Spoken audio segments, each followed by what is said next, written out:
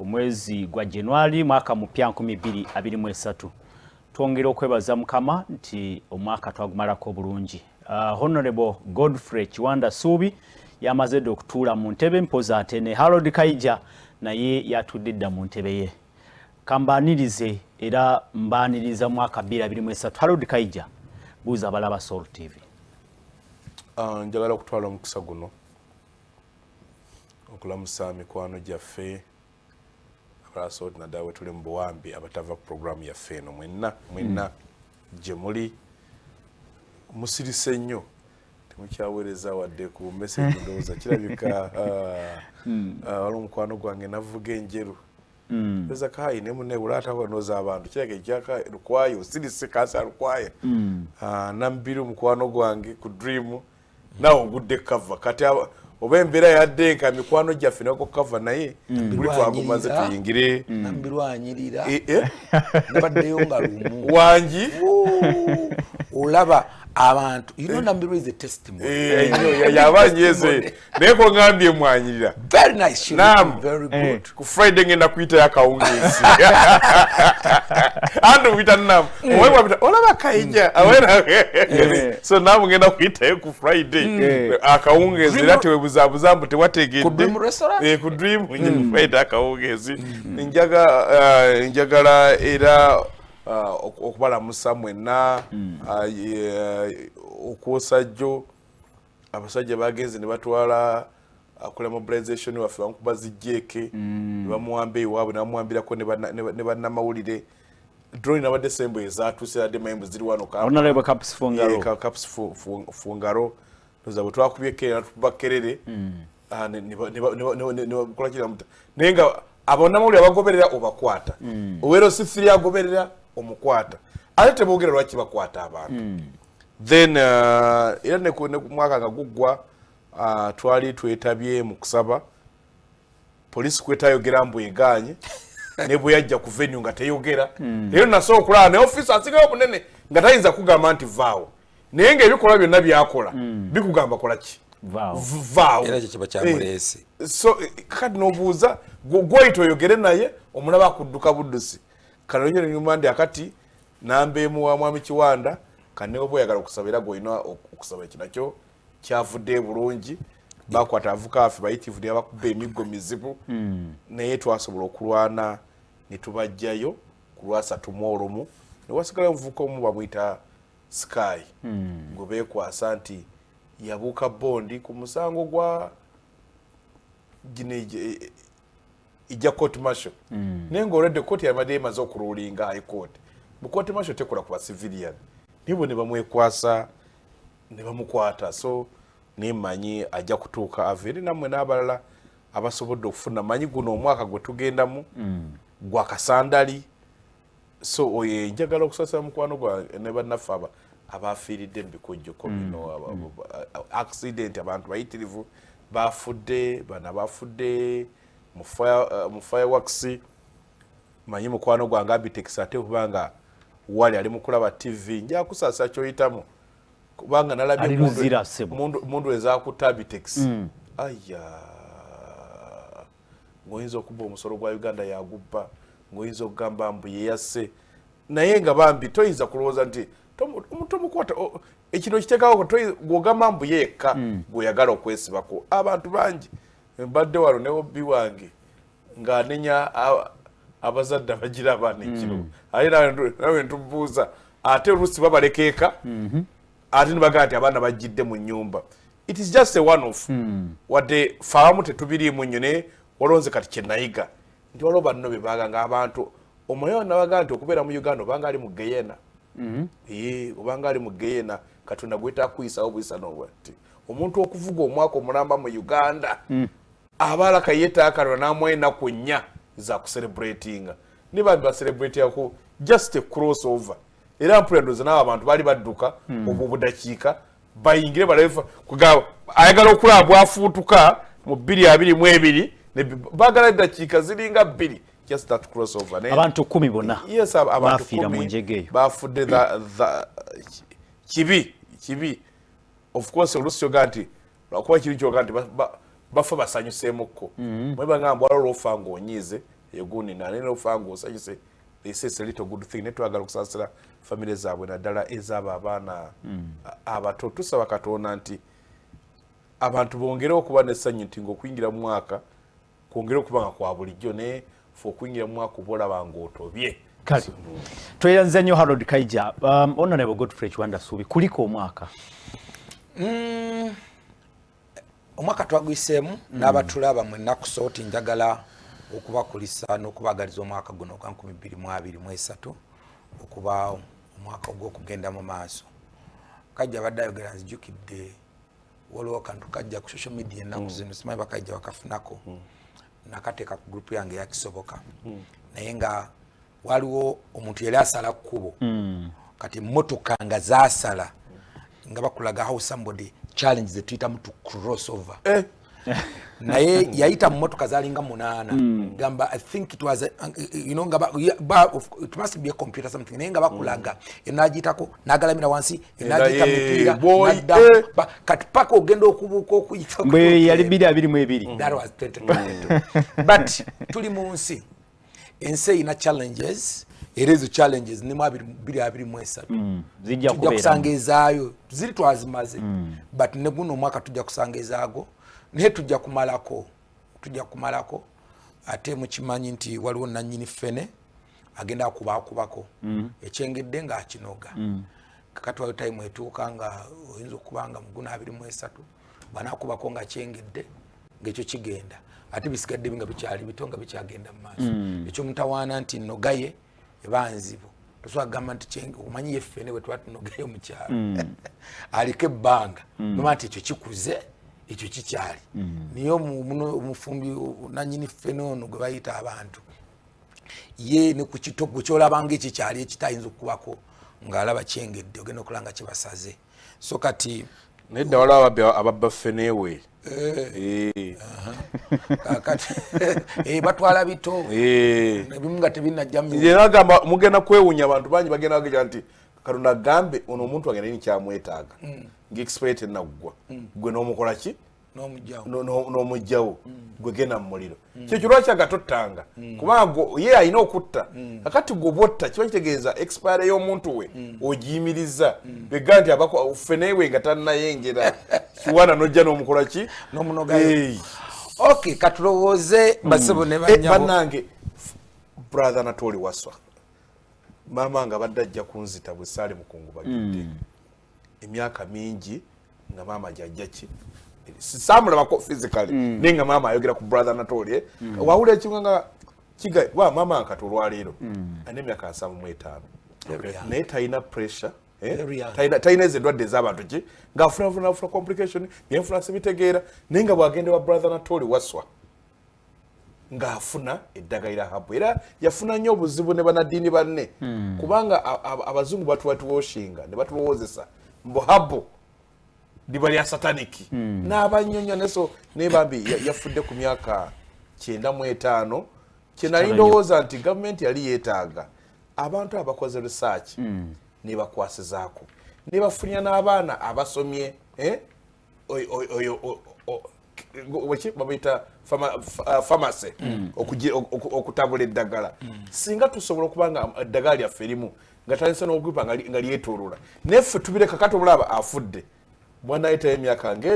ng'ebiri ojja genda okulaba nga tewakyali atabuleta twagala Katonda okwebaza Katonda olw'obulamu bwe n'ebyasobodde okutukolera ne basobodde okukwatako mama ndowooza kati awo mbadde nkyewunyiza nti ebadde ajaga nti n'otayogera ku brother Natoli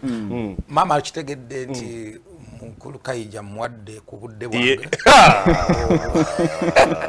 mama vero omuntu mukuumira bulungi olw'ensonga twetwogera ku muntu omukulu ennyo mu bulamu bwo tusaba Katonda amulamuze kisa kakati waliwo akanyomero kentera kwogerako akakisoboka eddakiika 2 yakwogerako eddakiika 2 ekiseera kino omusana gwaka era omusana guno omwezi guno mu Luganda bagwita gwa Gatonnya Gatonnya si nkuba omuntu ayinza okulowooza nti aconfusing enkuba n'ekigambo kye bayita Gatonnya actually guba musana mungi guno mwaka ogwa January n'omwezi ogwokubiri bakasambula I'll get to know about that naye ekisooka kye mulina okumanya nti omwezi guno gujja kuba muwano emmere nyingi food azimatooke biki tulaga gatonya gabagengera omanyi baganda nti otuuse mu lusuku gonna gatonya yagengedde nnyo omanyi omukuba we bayitonya nnyo emmere tekula olw'ensonga nti emmere kati bw'otuuka Christmas kyovala abantu bakaluubirirwa nnyo mu Christmas olw'ensonga mu Christmas enkuba badde etonya nnyo kati emmere tekula kati omusana bwe gwaka amatu gagenda kukulira ku speed so omwezi guno ogwa January n'omwezi ogwokubiri we are likely to have a lot of food in terms of matooke plenty of course ne chengera tugenda kubanga tukungula bakungula kasooli kati kasooli waffe akaze ekisooka njagala obbakubiriza mulekerawo okunoga kasooli ng'akyali muto ekikulu nnyo bwemusaawa kasooli mpise ku nnimiro nnyingi musaawa kasooli n'agenda wansi kayija abantu bano basaawa kasooli ono wano nti aba teyeekuzizza afuna obulwadde kubanga omuntu bw'atuuka bwe bamukuba kasooli ono nga mubisi amerako olulinganga olutikotiko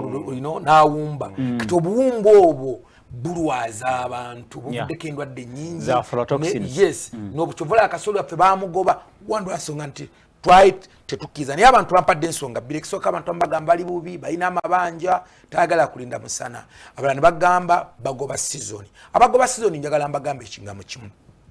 season yaffe egenda okuddako nga tusimba wakati w'ennaku z'omwezi 15 of February paka ng'ennaku z'omwezi 15 of March omwezi ogwo gumu kubanga enkuba ya season eno this second season or say the first season of the year enkuba eno ebeera very short kati olw'okuba eba nnyimpi kikwetaagisa nnyo okuba nti nno osimbira mu bbanga so okweteekateeka kwaffe mbasaba January si wakwebaka February si wakwebaka oyina only 45 days from the New Year's to the next planting season kikutegeeza nti oyina okukunguliramu oyina okuba nga you planted the next seed so mbasaba there is no time to relax now it's time now let's go back to the garden let's be prepared and be prepared for the next season. Hashtag kisoboka. Tweyanzege Honorable Godfrey Kiwanda Subi ye National Vice Chairman ow'ekibiina ekya National Resistance Movement. Harold Kaija ye Deputy Secretary General owa Forum for Democratic Change FTC. Bingi ebyatambudde mu kaseera kano kennyini naye nga tutandika omwaka tugenda kutunula ku Ebisuubirwa mu 2023 naye nga twesigamya discussion yaffe ku bubaka obwa abakulembeze ab'enjawulo bwe babadde nga basibuza omwaka 2022 banaddiini bayogedde abakulembeze b'ennono bayogedde omukulembeze w'eggwanga yayogedde bingi byesobola kutematema naye ndowooza tujja kutandikirawo wennyini tiyagasi yanyoose Kaija nga bayogedde nga aba FDC n'ebibiina nga NUPDP n'ebirala nga bategese okusaba wali ku Nsambya Sharing Hall te ne convocation e Makerere nayo kyali wasi simanyi bamwakira Bakaija emboko nakiraba no kusoma Makerere convocation byonna ssebo oh my god kale ndowooza wetandikira atandikirawo kale kantandike no honorable ndowooza tusigire ekifaananyi mukadde katono tulina akadde katono nnyo naye kankwedde zine dakiika 5 tandika nazo tusigire ekifaananyi okusinziira ku bubaka obw'abakulembeze b'eddiini Ssaabasajja Kabaka President Museveni n'ebiriwo ebigenda mu maaso omugo ne gunyooka wane Makerere tiyagasi nanyoka Ensambya nga abantu bagenze okusaba bagenda kusaba ga tugenze kusaba naye mboko n'ennyuko okusaba tandikirawo kati ekisooka basebo ne bannyabo njagala okwebaza obubaka bwonna obwatuweereddwa abakulu obubaka bwa Ssaabasajja Kabaka bwe yatuwadde ku lunaku olw'okumalako omwaka naye olw'okuba olunaku luba lwakwetala nnyo Apollo abantu abasinga obubaka obumu tebabumanya mbuka bwa Ssaabasajja Kabaka bwe yatuwadde buwanvu si buwanvu nnyo of course nga kabaka waffe tayogera bingi ne buli nsonga buli kigambo kyafulumya kiba kya muzinzi njagala just kubasomera phase eno Ssaabasajja Kabaka aga nti tukubiriza buli Munnayuganda okujjumbira entegeka za gavumenti ez'okujja abantu mu bwavu okulondoola ebintu byonna ebikolebwa mu nsimbi y'omusolo n'obutakkiriza mirimu wadde obuweereza ebikoleddwa obubi nga muloopa eri abo abavunaanyizibwa tusuubira nti enteeka zonna zinaagabanyizibwa mu bwesimbu era zituuke ku muntu wa bulijjo. Kyekikulu ekyo tusuubira nti entegeka ezo zonna ezoogerwako zinaabeera nga zonna zinaagabanyizibwa mu bwesimbu n'obwenkanya era zituuke ku muntu wa bulijjo. Message ya Ssaabasajja Kabaka yabadde mpanvuko ngenda gisharingako n'abantu ba mikwano gyange egimu ku mikutu gyange egya social media naye mbasaba kubanga olunaku olwo lwasatu mu olumu lubaamu akeetalo kangi bano beteekateeka genda kusaba bano baliwe bati so batono nnyo Apollo abamu abagoberera ng'oggyeko abali mu lubiri n'abamu abali ku TV abamu abatono naye akeetalo kaba kangi ebiseera bimu tumisinga nnyo ebigambo bino ebeera ebyabakulu ebayogeddwa. Abakulu baffe ab'eddiini baayogera ebintu bingi nnyo. His Excellency John Yoweri Kaguta Museveni yayogera eri eggwanga. Eno ye speech ye bagita address by His Excellency Yoweri Kaguta Museveni, the President of the Republic of Uganda, at the end of year on 31st December 2022 yagiogerera lwakitula. Apollo president yagenda okwogera speech eno nali ngenze kusaba nange already twali tumaze okuyingira mu kusaba saagiwuliriza but I took time okuginoonya ku mukutu kweri naye ebiseera ebisinga nze ekintu bwe kibanga kiri ku social media baki until when I print it out nenkikwata mpulira muli nkyali mu analog ako ebanga Bible Apple ensomere ku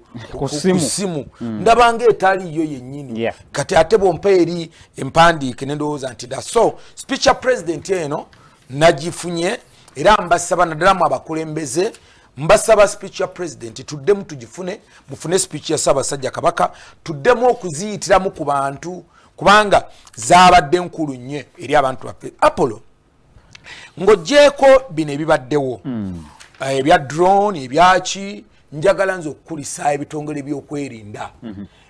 kwegamba tension gye twaliko okuva wali emabega Apollo ey'okukuba poliisi eyaki olwaleero Christmas eno kyekimu ku kye twali tulowooza nti probably tugenda jirira mu kaseera kazibu nnyo abatujju abaki but they manage the situation. Of course waliwo ebintu bingi ebiba bigenda eyo wansi bye tumanyi batasobola kunnyonnyola byonna. Bosoma speech ya president ku mulundi guno akulaga engeri gye bakutta abantu bonna because as a head of state njagala nkubule Apollo nze waliwo statement ze nasomye nti yabazaga nti the Ndugwa Semakula group that attacked police post in Mityana Kiboga, 23 of them are now in prison, including their leader Semakula Ndugwa. That is a very good statement from the head of state and the commander in chief. Nti akabinja akabadde nga kalumba zi police abiri mbasatu bakwate era leader wako gwe bayita Semakula Ndugwa naye ali munda. Now kwa statement yoko the ADF cell that attacked General Katumba Wamala and killed his daughter and other person 3 of them were killed and 9 of them they are in prison. That's the accountability of the chief of the commander in chief. Nagamba the Bijambia attackers who killed 28 people in Masaka area, 23 of them have all of them been arrested. The group that entered Uganda in Toroko, Juka Twajano program nga bayigenze in Toroko ne batta abantu ADF from Congo and killed one bicyclist. They met on 11th December 2022. 26 have been killed. 15 have been arrested and 22 weapons. SMGs. Honorable Chiwanda, mukuumba yes. Osima babya kwerinda. Okwerinda. Bakoze omulimu gwabwe era nze ndowooza de commander in chief because this is the accountability naku bantu babuuza naye bannange kubanga kino kizzaamu abantu essuubi. And to me ndowooza nti ne bw'aba Kaija. I mean this is really ndowooza nti okuva mu head of state waffe olaba nti ayina engeri jajjayo n'okuba nti nno omulimu gwe nga head of state omulimu gwe nga commander in chief agukola. Era however I told you in the recent television address, in a reasonable, well-organized system like Uganda, this statement touched me. Let me tell you. If this statement will, however, I told you in the recent television address, in a reasonably well-organized system like Uganda, there is no way you can commit such crimes and you cannot leave cruise. And using investigative cruise,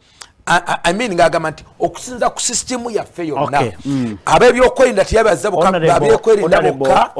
naye nagamba n'okugamba nti olwokuba nti it's a joint the crime intelligence the Ugandans abali vigorant bana bobatwalira awamu tusobodde okukuuma eggwanga lyaffe nga liri mmerembe okujjako buno bumulumu accountability ya his excess the president chief the commander in chief of the armed forces General Yoweri Kaguta Museveni yagambye 2023 is going to be a more peaceful year. Omunnyokumakya manya gange zetusema pro Harold Kaija ne Honorable Godfrey Kiwanda-Suubi bali mu studios ubaka bw'abakulembeze ab'eddiini ab'ennono n'abantu bonna obunzika omwaka 2022 bubadde si bwanjawulo nnyo ku bulala bwonna naye ate tuteekwa kutunula mubaka obwo era tutunule n'embeera nga bweri tusobole okufuna ekifaananyi ekituufu 2023 anaabeera atya mu mbeera eyo. Sembus Ivan yamaze okusindika oba akagamba nti Kaija aba opposition mukozese oba mukwate ekubo lya dialogue twagala Uganda etambula mu 2023 tandikirawo wenyini. Era Sembusi ali kaleerwe oba nekigambo dialogue omusajja atwakimanyi abatakoze dialogue ffe tukoze eki kubanga oliwo abatali mu dialogue yendowooza yese anti oliwo abatali mu dialogue yes anti abali mu violence anti simeyo baba akitegedde no ndi mukugamba concept ezo abantu bagenda ne bazigeze oyina alowooza oba kitegeeza ki kubanga bwagamba tetuli mu dialogue then tuba tuli violent. Okay. Which we are not. Mubadde mwogera ku maziki wadde mbagamba ano right lwaki zino musanga nga zino speeches nga tezikwata mbabiro. Kati omukyala we Tanzania Samia Suluhu yajje ban kulaliza opposition. Guruza kati eri omutizera takimanyi. Mu end of the year. Yes. Opposition baliyo bamenga. Aleda azitozirabe. Yazisa ogenda zikola ki? Ogenda kuziraba. Nti okunyigiriza abantu ne badda mu hibernation. Tebakifula mbu tebaliiwo. Baba weebali. Oyinza n'okusanga nga singa freedom bweti eri mu Uganda. Kiwanda bw'omulaba nebyagaliza bannayuganda singa opposition. Naye alaba omuwendo gwalina okusasula singa yimirira saidi yaffe n'agamba kambeera eno. Kambeera eno. Bw'ogira bw'oti bw'onoonya tractor erabika, bw'onoonya by'otunda obutale bulabika, bw'ayagala ku exportinga, export license emwanguyira kubanga tebamulaba nga agenda okufuna ssente zirwanyisa government. Bamulabanga agenda okufuna ssente beyongera okwenyereza mu buyinza. Abantu abasinga bw'osanga bali mu NRM baliyo for safety eyaabwe ey'obulamu ey'essente n'abalala nga bacriminal ng'emisango gyabwe naga nti olinaga nga bajja nti bajjeyo fayiro ye aba ali munda kati ng'okulya obutaala ayina kwemyula n'asooka n'emyula yero n'olowooza lyenvu. So Uganda bw'ogitunulira kibadde ogamba okujja okatula kati event eyavuddemu ennyo ey'abantu baffe abafa nga bafudde bakulosinga ova nali ebweru ekiro ngola bodaboda envuga gye bavuga pikipiki ng'olowooza Museveni yalagire tebajja bagoba Kampala nga naye alaba across over ekyo kikulaga okusanyuka okwekulisa omwaka gw'okiraba kugamba nina Kaija kuba message yo kukutandikidde okirabanga abantu ababadde mu buwambe yes oli awuliranga kubanga babagagga abamu balaba basanga bali online nga ina meeting yatambudde dda kubanga alabanga another day bo babala financial year bo jibabala n'abalawo bolaba nga babadde ne Christmas holiday badda mu office nga mwenda abo tebafaanagana bali genda gwonoonye kwete y'abantu bafe babeera ebweru bola abasanyuka ennyo singa walabye ekifaananyi kya Argentina ng'efunye World Cup si yesooka naye eyokusatu olw'okuba nti wabaddewo okugezaako emirundi mingi nga balaba balemererwa kyova olaba ekkata bwe balanga balina omukisa okusa okuwangula be basinza abawagizi naye bazzeeka nga olaba nasisi w'omuntu ekyo ekintu ky'owangula kati bw'okwata kiwaana omuganda nti omwadde akadde ka ssente zoga webale just that kubaayina waliwo omuntu gwowa omutwalo ogwo n'ajula okwevulungula ate onkoze eki essanyu lye twalabye mu kuwunzika omwaka essanyu lyosinga okulaba nti bali bulungi yosinga okulaba nti aga nti guno gugenza aloza oba guli gunaaba n'enjawulo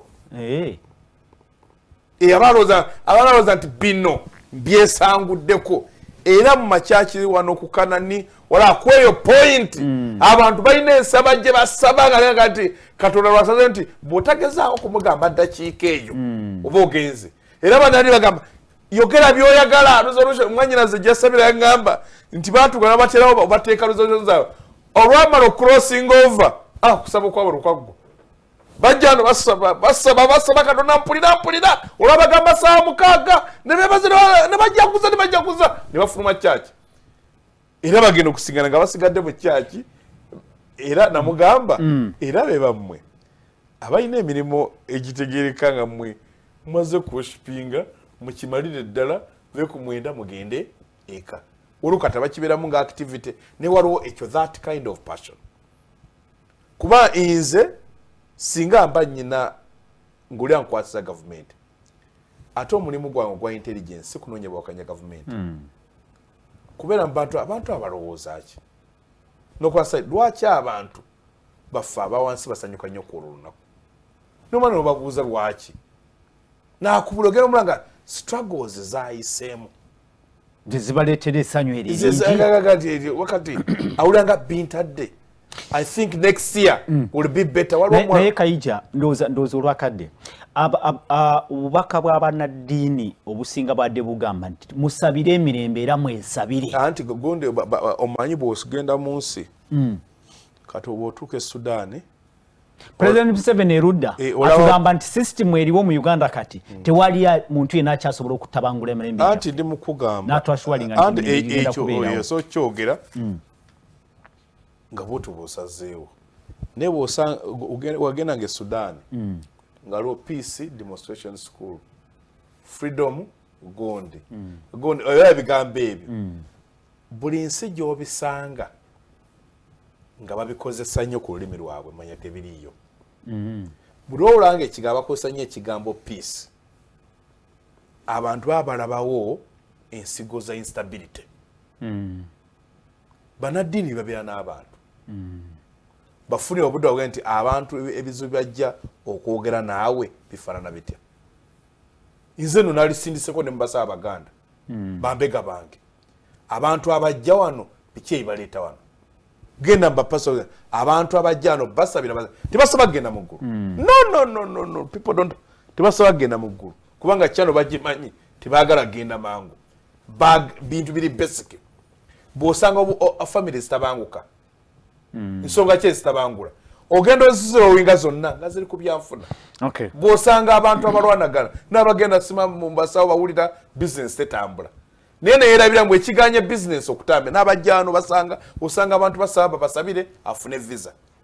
lwaki omuntu yalisabye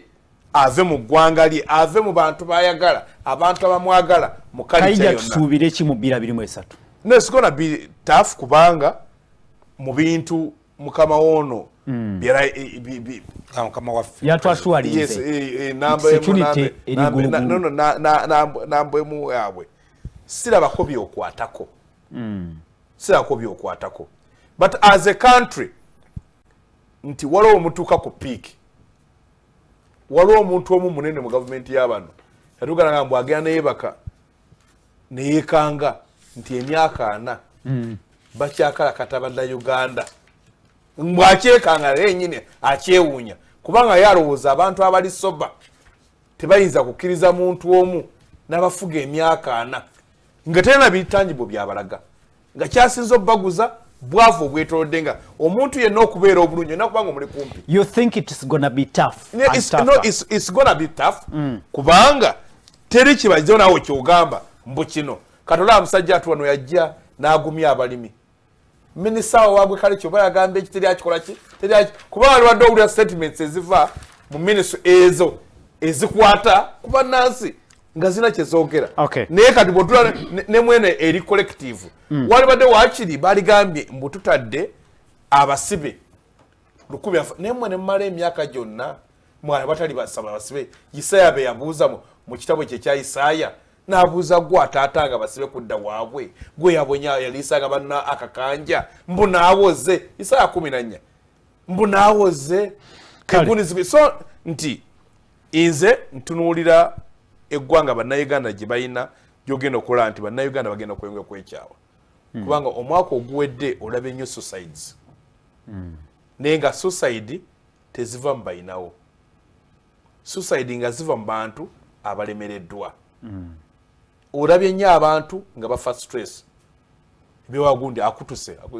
nti wabaddeyo dde okufaafa kuyinza okuyita okwekyeyonoonera bantu afaaweto nti ng'ebintu bibalemerera kati ate ekintu mu Uganda ekitaliiwo kyetatwalanga kikulu counseling okubudaabuda kubanga ffe mu Uganda kibayita stress ate ye fatigue olayinza okuba mwami Kiwanda avudde mu nnimiro yako mu stress enzita Kiwanda abaako ebukoye alina demand bwezi kibayita stress nga bikulemeredde n'otuuka obadde olunda akokozo zifudde ng'olunda simanye ente zikize bwe kiti oli gw'obanja takusasula ate gwe abakubanja bakole ki batwala ebyo egibayita stress so stress eridde abantu baffe message eyali badde ey'omwaka obadde oyira akabaka nsuubira ezo programu ze boogerako banaziteeka mu nkola ate nezituuka ku buli ki lwaki bategera yefiira ze zimumbuulira nti abantu bakulembera balina ennyonta ey'obuyambi naye obuyambi bya mwana waani atali kumpi n'oyo alina obuyinza nja kugamba accidents zino z'oli mu kulaba ezisinga z'abantu bali stressed z'abantu abavuga nga alina kaddiirwa alina okusigala nga agenda okugira ku WhatsApp okaddamu yesanga ayingiremu bw'ojja ovuga emmotoka Kiwanda nga weetegereza abantu nga bavuga essimu ebabeera mu ki essimu abeera mu ngalo so n'olwekyo nti bannayuganda as citizen balina okugyayo eddoboozi lyabwe ery'omwanguka kubanga bulijjo we mbategeeza gavumenti zonna ne bweriba yaffe ekolanga mubiri awakusiiwa wotakula kyova olambulamba olwaleero NRM erina Oluganda n'obwavu buli kitundu ebisingamu obwavu mu Uganda NRM gyesinga obuwagizi lwaki abo bakita ne basirika ne babeera eyo kati bagitawaanya ate gye talina buwagizi gy'olaba gyegezaako egula gundi egula abagiwakanya newe opposition milioni 5 n'obuuza yi abawaka bakkuse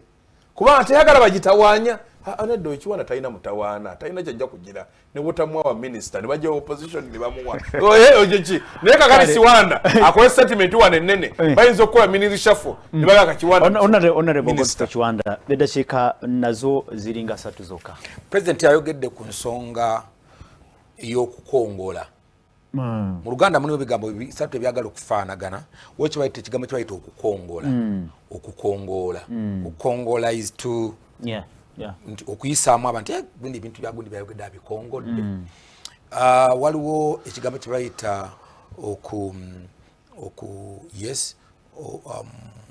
waliwo omuntu gwe bayita omukongozi those are different words. Kat for example inzo gantu gundi ya ngawa gantu omutamivu gundi ye akongoze mando ya na marwa na mategeza nti omwenge gumuli kuchini omuntu afuse mukongozi wa mwenge ne kat president chibadaga chade okukongola mu economics gutwasoma ne ku university. I think this was A-level university. It's I think disguised employment ngomuntu alinga akola naye nga takola omuntu yetika bucket ku mutwe bwati najiteeka ku mutwe na yimirirawo mu kifo kimu yenga alowooza nti akolera alaga abantu bonna nti akola naye nga takola oyina atula mu office y'abanne yes naye ombuuzi regulo leero wakoze ki mu office yes exactly katoko kukongola wagenze mu office y'abanno nga kajja bayogedde n'ogibeera mu dahode nga banno bakola naye nga gwolyawo ekyala abantu bonna ne bakuleka mu katawuni awo kwasa tumu mukage ekikunyu ne bakuleka ennavuluvule ku makya ng'okuba luddo paka lwaggulo nojja ku boda stage gwe n'onyumya bunyumya mboozi okuva ku makya ono avuga n'amutwaleyo n'okumawo n'onyumya ono yes ekyo kitegeeza nti okongola nete biva butabaira na mirimu no unemployment levels nedda because bano baba atunuulidde okumanya ne environment okutuuka okumalamu abantu amanyi nti nasomye naye omulimu okugufuna nga toli connected osobola kufuna mulimu. Actually Apollo, you didn't listen to this speech offer one president yagana agamba nti one olokuba nti sectors ziri ttaano zokka ezivaamu emirimu esooka it's commercial agriculture omwe livestock ne crop eyokubina agamba it's ICT industry ne service zenya but there is also what we call employment gine emirimu gya bulijjo gye tusaba kaija asoma economics kiwanda agize anoonya mirimu yagamba nti that government ina abantu emitwalo 48 gyokka ku bukadde 43 abakola emirimu egifaanana bwe gito. So obwongo bwonna bw'obuteeka ku Apple yafuna degree nga tannafuna mulimu gwe n'olowooza ekyo kikumalamu amaanyi. That means nti one olowoozeza bwe kubanga there is no guarantee nti omwana ono buli agenda okumala degree nti pretty bw'amala degree the next day ajja kubafunya. So kati ekikulu kiri kimu nti omwaka guno tuve mu kukongola because buli rondo okongola noloza nti bucket y'omusenyu ekuli ku mutwe olw'okuba gunta kutunuulidde gojja kulowooza nti nno omalako. Is that the only problem this country faces? It is not the only problem. Yes, it's not the only problem. But you cannot deal with all problems at once. But mu kisaawe kino ekyokukola emirimu president chabadagezako they are no spectators zinaku zino pa bamani to afulumya t-shirt bata team viewer ogisanga abantu kitegeza nti waliwo nga fe tuli ba team viewer mu kisaawe ky'ebyemirimu message ya president chabadagamba temuli mba team viewer everyone must be there. Everyone must work. Ne honorable nja kukubuza ekibuzo nga tuwunzika mukadde kano kenyini obubaka bwa Ssaabasajja yayogedde ku mulugube abantu okuba nti basusiza nnyo okweyagaliza okwerowoozaako bokka ebyo byonna nga tetwadressinze ebintu ng'ebyo ebyomulugube. Will anything move forward? Yes. Message ya kabaka tubatawagisoma mitundu. Message ya kabaka one yonna nkugambe nti buli kigambo kyonna kyabadde kizitowa Ssaabasajja kabaka the same with the message ya president naye tetusobola gimalayo yonna kugira nga tugambe nti twogere ku eyo yokka naye nga Ssaabasajja kabaka kyayogedde ekyomulugube